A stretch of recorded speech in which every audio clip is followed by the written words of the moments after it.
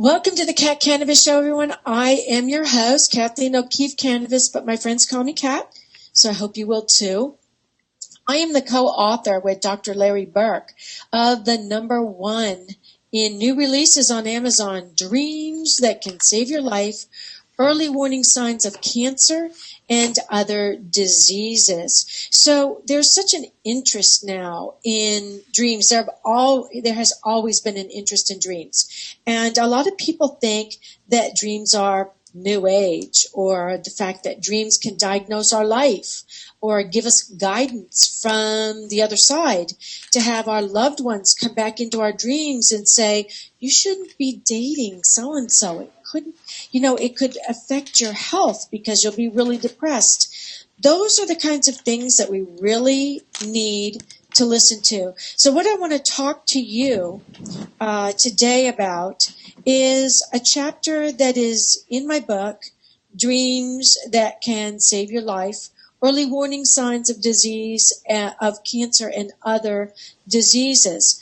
I want to talk about what were known as the Asclepian dream temples. And these were the ancient dream temples of Greece. But this idea of going to a place of worship and dreaming in order to heal your body, heal your mind, heal your spirit, has been going on since ancient Egypt, 4,000 years ago, with the high priest of the sun god, Imhotep. And Imhotep began these dream temples. They weren't called Asclepian at that time. They became Asclepian dream temples during ancient Greece and Rome. But the concept was the same, that people could actually lie down on the floor and dream with their priest or their religious leader to get answers to whatever crises they were having, whether it was a woman who couldn't get pregnant because, goodness, back then, if you couldn't have children, you were considered basically useless. Thank goodness that has changed, right? But the fact that our dreams can be used as guidance and to save our life has not changed. And one of the ways that's being proved is actually in the book. So I want to read this chapter to you, or part of this chapter, and it's chapter 8 from this book right here behind me, and this one right here, and it is called Your Mother Has Cancer. And it's about another mother-daughter dream team where the daughter dreamed for the mother, and the dream came true. So this is Paulette Weisbrod-Goltz, and she says her tip for anybody when it comes to dreaming is, if you have a dream that warns you about a health condition, push it until someone listens to you, regardless of their response. Your mother has cancer. She has 3 months to live, and you have a tumor in your right breast. What? I turned on my bedside lamp, scanned the room to see if anyone else was there, then looked at the clock. It was just after 2 a.m. The next day, I told my sister about the disturbing dream. A few weeks later, my mother was diagnosed with cervical cancer and given 3 months to live. She made it to 6. Since the dream was correct about my mother having cervical cancer, did it also mean there was a tumor in my right breast? I had to know. Both my doctors and regular oncologist did not respond to my dream. My dream was in late summer of 1998, and the diagnosis that came later was November 2003. 5 years later. However, her doctor told her that the cancer had been growing for at least 5 years. I had taken all the right actions by following through with yearly mammograms and doing breast exams, but none of that helped in finding my cancer. My dream did. So not only did her dream find her cancer, her dream found her mother's cancer. But and here's something that I remember thinking when I first read her story.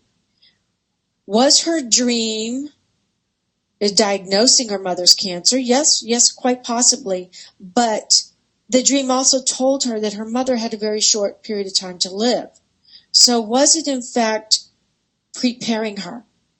So while she was dreaming for someone else, she was dreaming for her mother. She was also dreaming for herself when it came to her cancer.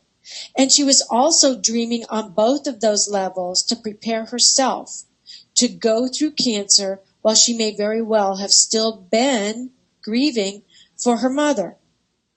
So one of the things that I find so fascinating about the stories in this book, and there's 30 plus stories, is there's a whole section